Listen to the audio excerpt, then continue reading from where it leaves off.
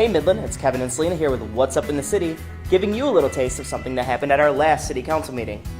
Now, our last City Council meeting was a bit of a hefty one, clocking in on MCTV's broadcast at a little over 3 hours at a total of 3 hours and 12 minutes.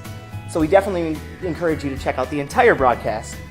Some of the stuff that was talked about that we won't be talking about today was a proclamation for Tom Adams' last council meeting. We had a troop of Boy Scouts come in to do the Pledge of Allegiance. We spoke more about the Buttles Road Diet, amongst many other things. But what is something that we're focusing on today, Selena? So today I wanted to talk a little bit about the staff recommendation that was adopted by City Council last night, having to do with the storm and sanitary sewer upgrades following the June 2017 floods.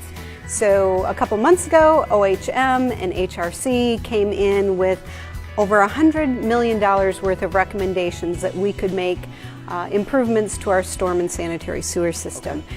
The city staff took those recommendations back and narrowed them down to about $11 million worth of improvements that can be made over the next 2 to 5 years and paid for within our current city budgets. Okay, so that affects both storm and sanitary. How does this work? How does it all fit together? Yep, so on the storm sewer side, some of the top improvements recommended by staff was to take a look at the Sturgeon Creek and do some serious maintenance along there, to look at some of the culverts along Snake Creek, and to look at some of the drains and tributaries and do some major cleanouts in those areas before doing some major infrastructure improvements if we don't make a difference with those projects. Okay, so that was a little bit about the storm side, but what about the sanitary side? On the sanitary side, some of the recommendations from staff include putting in new flow monitoring systems that will help pre-identify times when our sanitary sewer system is getting backed up, so we can take efforts to mitigate that flooding situation, and also taking a look at all the infiltration and inflow. This is the excess water that enters the sanitary sewer system during flooding events and just takes over our system. So we can find where those inflows and infiltrations are coming in, stop that, and then free up more space in our system for flooding events.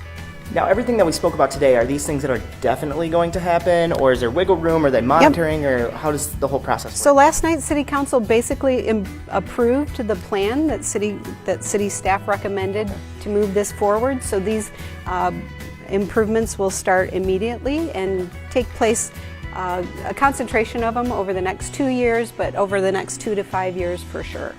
Awesome. So where can people go to get more information about this? Yeah, take a look at last night's presentation. It's near the end of the 3-hour-long council meeting, but it will walk you through in more detail the recommendations being made by staff.